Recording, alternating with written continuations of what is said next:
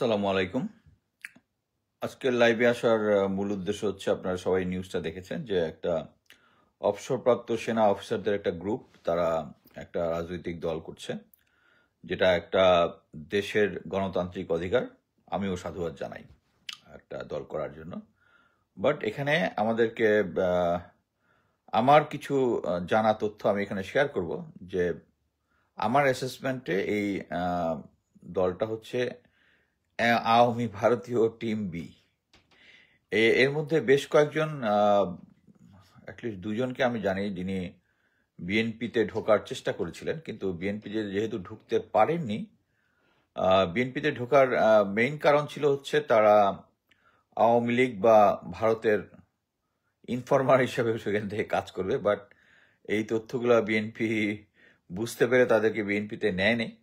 এর মধ্যে অফিসারদের যারা মিলিটারিতে আছে বিএনপির সাথে জড়িত তাদেরকে দেয়নি। সো তারা এখন অল্টারনেটিভ হিসেবে একটি রাজনৈতিক দল করতেছে। আমি প্রাথমিকভাবে এই জিনিসটা অ্যাকচুয়ালি আমি অনেক আগেই ফলো করছিলাম। এখানে যে brigadier general Shamim Kamal sir যিনি আছেন, তিনি 2023 সালে রিটায়ার করেছেন আমার যতদূর মনে পড়ে। এবং তখন উনি আদালতে একটা রিট করেছিলেন, যাতে ওখানে বোধহয় একটা ইয়ে আছে যে যা সরকারি চাকরি থেকে অবসরের পরে একটা সার্টেন টাইম পর্যন্ত, আগে সার্টেন টাইমের আগে, এটা 3 বা 5 করেন, এরকম একটা ছিল যে তারা রাজনীতিতে অংশগ্রহণ করতে পারবে না নির্বাচনে। সো ওইটার উপর একটা রিড করেছিলেন brigadier general Shamim Kamal sir. সেই শামীম কামাল স্যারও এখানে আছেন। এবং এর মধ্যে অনেকেই, মানে যেটা আগে একটা খুব স্ট্রং গ্রুপ ছিল আওয়ামী সেনা লীগ, এটার সদস্য।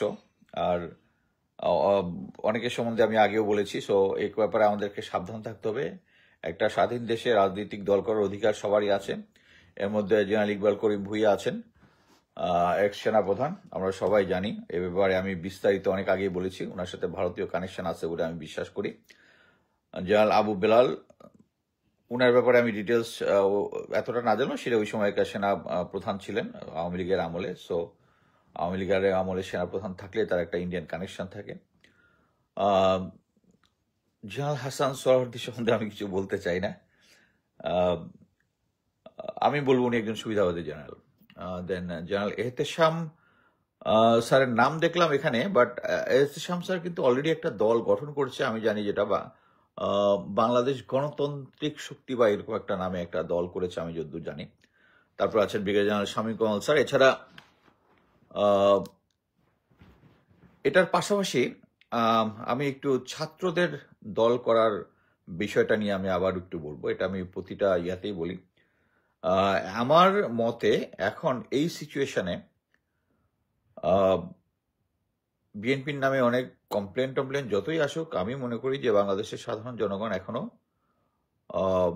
শহীদ জিয়ার স্মরণে এবং বেগম খালেদা জিয়ার যে একটা পজিটিভ ইমেজ আছে, এইটার আলোকে এখনো তারা এরকম একটা সিচুয়েশনে তারা বিএনপিকেই ভোট দেবে বলে আমি বিশ্বাস করি। এবং এই কারণে আমি মনে করি যে বিএনপি যদি এককভাবে সংখ্যাগরিষ্ঠতা পায়, তাহলে যেটা হবে, গণতান্ত্রিক ধারার যে কোনো সিচুয়েশনে একটা শর্টকামিংস হচ্ছে, ওভারওয়েলমিং সুপারিটি যদি পেয়ে যায়, তখন তাদের ভিতরে একটা এক নায়কতন্ত্রর ভাব চলে আসার সম্ভাবনা থাকে।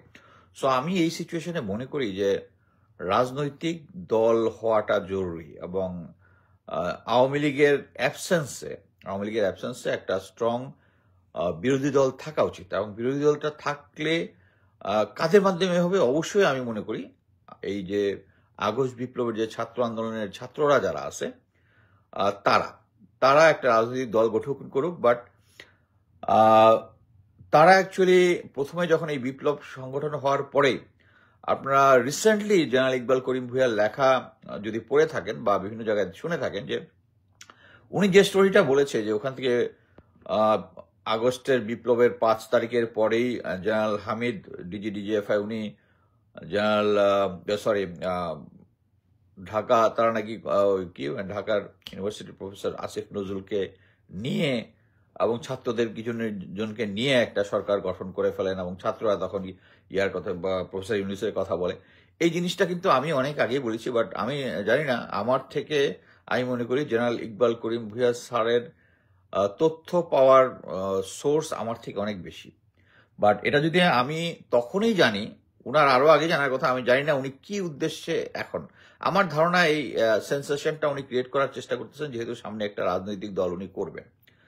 সো এই সিচুয়েশনে এটা উনি আগেই ইচ্ছা করলে বলতে পারতেন। এখন সবাই এটা নিয়ে স্ট্যাটাস দিতেছে, বাট এই জিনিস কিন্তু আমিও আগে বলেছি, কনক ভাই বলেছে, হিলিয়াস ভাই বলেছে, সম্ভবত পিনাকি দাও বলেছে এটা এই বিষয়ে, যে হ্যাঁ পিনাকি দা কনফার্ম বলেছে, আমার মনে আছে ওনার ভিডিও এটা নিয়ে।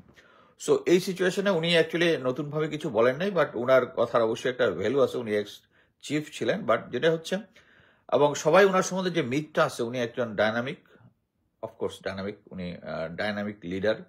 বাট কথা হচ্ছে এটা বাংলাদেশের জন্য ভালো হতো। মানে আমি যেটা বিশ্বাস করি গোয়েন্দা পার্সপেক্টিভে, উনি এই ট্যালেন্ট লোকদের সমস্যাটা হচ্ছে, ট্যালেন্ট লোকরা নিজের স্বার্থটা বেশি বুঝে।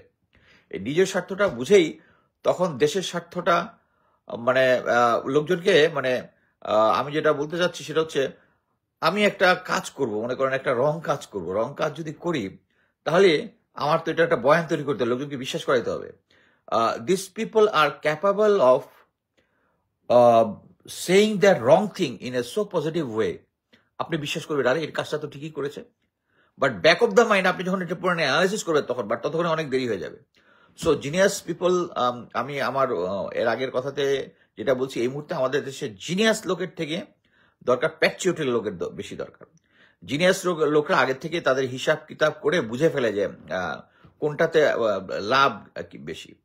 আমি আমার সেনাবাহিনীর ক্যারিয়ারে এই যে এখন এতজন জেনারেলকে দেখছেন, এর মধ্যে most of the people they are so capable, এবং তারা যদি আওয়ামী লীগের সাথে যদি মানে আওয়ামী লীগের সাথে যদি তাল নাও মিলাইতো তাও তার জেনারেল হতো, কিন্তু তারা চেয়েছে তাদের তাদের ইয়াকে, তাদের পথকে একদম কুসুমোত্তীর্ণ করা, মানে মানে কোনো কাটা যেন না থাকে। সো ওইটা সেভ করার জন্য তারা আওয়ামী লীগের সাথে এগোছে। এই হচ্ছে প্রবলেম উইথ জেনারেল, যারা জিনিয়াস পিপল। সো এই মুহূর্তে আমি মনে করি যে একটা রাজনৈতিক দল করতেছে general Iqbal Karim Bhuiyan, it's okay, but জনগণ নির্ধারণ করবে যে তারা কাকে ভোট দিবে। এবং আমি মনে করি যে ছাত্রদের একটা নতুন দল ইমিডিয়েটলি করা উচিত। তারা আমি বলবো অনেক দেরি করতেছে, এবং আমি বলবো দে আর বিট কনফিউজড। তারা প্রথমার্ধে অ্যাডভাইস নিয়েছে জেনারেল ওয়াকারের, একদম আমি গ্যারান্টি দিয়ে বলতেছি। তারা জেনারেল ওয়াকার তাদেরকে বুঝিয়েছে যে ইসলামিক দলগুলোকে মিলিয়ে তারা একটা ইয়া করবে, বিএনপি নাকি বিরোধী দলে পাঠিয়ে দেবে। That project failed. Project fail হওয়ার পরে এখন জেনারেল ওয়াকার এখন বিএনপির দিকে ঝুঁকেছে, কারণ জানে যে এখন স্ট্রেংথ বিএনপির দিকে, এবং হি অ্যাবান্ডন দ্য স্টুডেন্টস। স্টুডেন্ট যারা লিডার আছে, আমি যদি ভুল বলে থাকি প্লিজ ডু কারেক্ট মি, যে লেফটেন্যান্ট কর্নেল মুস্তাফিজ যেটা বলেছে ওটা ভুল বলেছে, যে আমাদের সাথে কোনো ইয়া হয় নাই। বাট এই মুহূর্তে কোনো জেনারেল ওয়াকার ছাত্রদেরকে আর ইয়া দিচ্ছে না, কারণ উনি বুঝে ফেলেছেন যে ছাত্ররা রাজনীতি করে একটা দল গঠন করবে ঠিকই, বাট তারা কতটুকু সরকার গঠন করতে পারবে দে আর নট শিওর, মানে সরকার তাদের পজিশন কি থাকবে। বাট আমি মনে করি ছাত্রদেরকে এইটা বুঝতে হবে যে একটা নতুন রাজনৈতিক দল করে কিংস পার্টি হওয়ার যে ট্রেডিশনটা আছে, এটা আমাদেরকে ভেঙে ফেলতে হবে, এটা আমাদেরকে ভেঙে ফেলতে হবে। আমরা জানি বিএনপি কিংস পার্টি, কি বলে জাতীয় পার্টি কিংস পার্টি, বাট একটা জিনিস বুঝতে হবে যে king's general Zia king's party করেছিলেন, কিন্তু উনি যখন প্রথম রাষ্ট্রটা করেছিলেন তখন রাষ্ট্রের মধ্যে যাদেরকে নিয়ে রাষ্ট্র পরিচালনা করেছেন তারা কিন্তু সব জিনিয়াস লোকজন ছিল, ভালো ভালো লোকজন, স্কলার লোকজন ছিল, আউলফল লোকজন ছিল না। এর পরবর্তীতে আমরা বিএনপিকে দেখেছি যে ওই লোকজন এখনো ওই জিনিসটা ধরে নিয়ে আসে, যে জেনারেল জিয়া তার প্রথম ইয়াতে যেভাবে স্কলার লোকদেরকে নিয়ে তার সরকারটা গঠন করেছিল, এবারও হয়তো বা করবে, এই আশার লোকজনের আছে। বাট এক কথা হচ্ছে এই জিনিসটাই আমরা যদি এখন ছাত্রদেরকে কাছে আশা করি যে তারা একটা কিংস পার্টি করবে, এটা একটা ভুল পদক্ষেপ হবে। আমি বারবার যে উদাহরণটা বারবার দিই সেটা হচ্ছে পাশের দেশের কেজরিওয়ালের ইয়াটা, আম আদমি পার্টি। উনি সরকারি চাকরিজীবী ছিলেন, চাকরি ছেড়ে দিয়ে ইয়া গঠন করেছেন, ওখানে কোনো গোয়েন্দা সংস্থা তাদেরকে সাপোর্ট করেনি।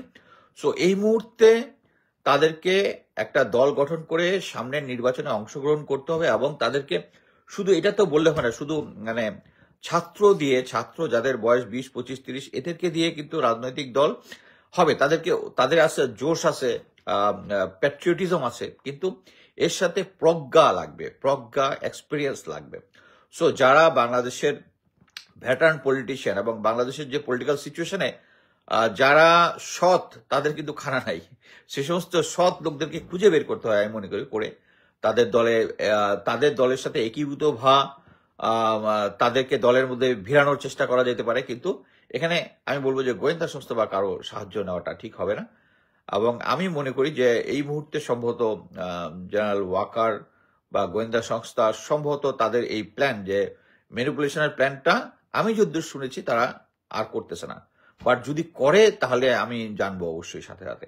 সো আমি মনে করি ছাত্রদের ইমিডিয়েটলি রাজনৈতিক দলটা গঠন করা উচিত, এবং গঠন করার পরে তাদেরকে নিজেরা 300 আসনের প্রার্থী দিতে পারুক আর না পারুক, বা আমাদের দেশের যে ভেটারান রাজনীতিবিদরা যারা বাংলাদেশের রাজনীতি চেনে, বুঝে, তাদেরকে তাদের দলে একীভূত করা উচিত বলে আমি মনে করি। এবং মেইন জিনিস হচ্ছে তাদের প্রতি যে রেসপেক্টটা আছে, এখানে টু ওয়ে মানে হচ্ছে, একটা জিনিস হচ্ছে সবাই এক ধরনের বিশ্বাস করে যে যত সময় পাওয়া যাবে তত দল গুছাইতে, এই যে যদি তত্ত্বাবধায়ক সরকারটা লম্বা হয়, তাহলে এই নতুন দল যারা ছাত্ররা করবে তাদের একটু গুছানোর টাইম পাবে। অ্যাট দ্য সেম টাইম গুছানোর টাইম পাওয়া ঠিক আছে, অ্যাট দ্য সেম টাইম যত আমরা এই ইয়া থেকে বেশি দূরে চলে যাব, লোকজনের মাথার ভিতর থেকে ওই জিনিসটা চলে যাবে যে এরা দে আর দ্য হিরো, তারা আগস্ট আন্দোলনের তারা নেতা। এই জিনিসটা কারণ এটা হবে কি, কারণ আমরা অলরেডি দেখতেছি যে ছাত্রদের মধ্যে বিএনপির প্রতি একটা পলিটিক্যাল রেটরিক, এবং বিএনপিরও দেখেছি বিভিন্ন ধরনের রেটরিক ছড়ানোর জন্য। সো আমি একটা জিনিস নিজের বিশ্বাস থেকে ছাত্রদেরকে বলবো যে প্লিজ তোমরা পলিটিক্যাল রেটরিক থেকে বের আসো। বিএনপি এই করেছে, বিএনপি সেই করেছে, জামাত এই করছে, জামাত রক্ষানে কোনো বলার দরকার নেই। এইটাই আমাদের সাধারণ মানুষকে বুঝ দিবে যে এই দলটা হতে যাচ্ছে, এটার মধ্যে কোনো পলিটিক্যাল রেটরিক নেই। They are from the political, let people understand. People এত বছর ধরে বিএনপির দেখতেছে, যদি গ্রাউন্ডে যদি কোনো চাঁদাবাজি হয় তারা দেখতেছে, এবং তারা ডিসিশন নেবে এটার জন্য তারা কি ব্যবস্থা নেবে, তাদেরকে ভোট দিবে কি দিবে না। যেভাবে আওয়ামী লীগের ক্ষেত্রে যেটা হয়েছে, তাদেরকে আমরা জনগণের উপরে ছেড়ে দিব। আমরা কি করব, আমাদের ম্যানিফেস্টোটা যেটা আছে ছাত্ররা, ওইটা তাদের দেওয়া উচিত, যে আমরা এই করব সেই করব।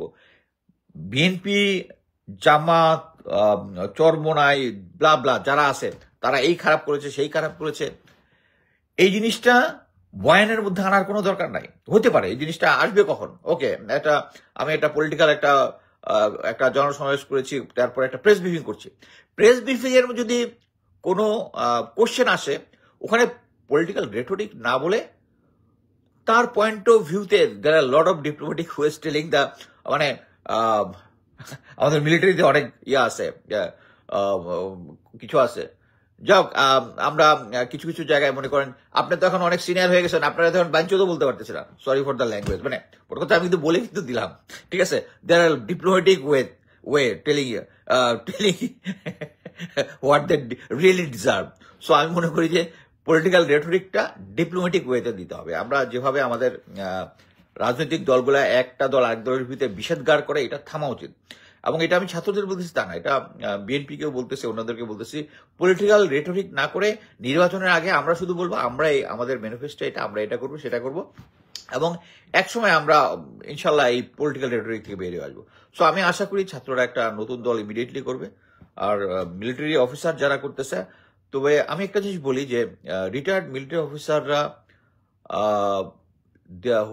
যাদেরকে আমি ভালোভাবে চিনি, যারা good, they are really good, এবং তাদেরকে খুঁজতে হবে। আমি বলি, এই যে brigadier general Hasan Nasir, he is a fantastic patriotic officer. ওনার সম্বন্ধে অনেক রেটরিক করার চেষ্টা করে, বিকজ কি উনি তো স্ট্রিক্ট ছিলেন, তার প্রিন্সিপাল সবসময় স্ট্রিক্ট ছিলেন। There are other officers, যদি রিয়েলি খোঁজ নেওয়া যায়, you can sit with general Hasan Nasir or some other officer, তাদের সাথে বসে রিটায়ার্ড মিলিটারি অফিসারকে একীভূত করতে, যারা এই শেখ হাসিনার জিনিসপত্র সবসময় তাদেরকে ঘৃণা করেছে, তাদের পাশে থাকে নাই, এরকম অনেক অফিসার আছে। সো আমি মনে করি মিলিটারি অফিসাররা ইয়াবিদ, কিন্তু হাসিনা আমলে যারা ক্রিম খেয়েছে সেই মিলিটারি অফিসার না। এখানে আমার বক্তব্য শেষ। এখানে কারো যদি কোনো কোশ্চেন থাকে আমি কোশ্চেন। আচ্ছা, তাহলে দ্য বিজনেস টুডে আইকিউবিকে নিয়ে প্রতিবেদন করার এই মর্ম। হ্যাঁ, এটাই যে বিজনেস টুডে যেটা করেছে, এর আগে একটা প্রতিবেদন করেছে, তাকে একটু যেহেতু সামনে তাকে লঞ্চ করা হয়, এই জন্য সমালোচনা করতে জানতে হয় তাদের।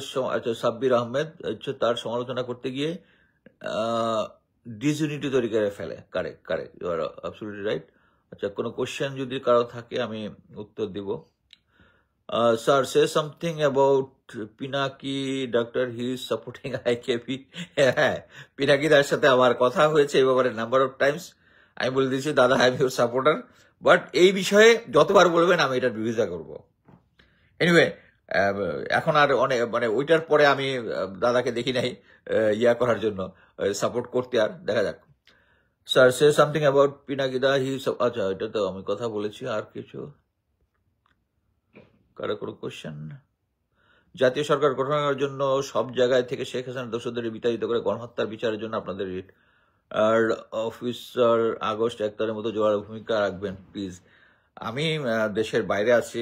আমি তো মোট কথা হচ্ছে আমার পয়েন্ট অফ ভিউ হচ্ছে, আমি 28 বছর সেনাবাহিনীকে আমার যতটুক আমি দিয়েছি। বিদেশে এসে আমি অনলাইনে যতটুক করার দিতেছি। অর্থাৎ ওখানে গ্রাউন্ডে যারা আছে, দেয়ার লট অফ অফিসার্স যারা হার্ড কর অফিসার এবং যারা সত্যিকারের প্যাট্রিয়টিক।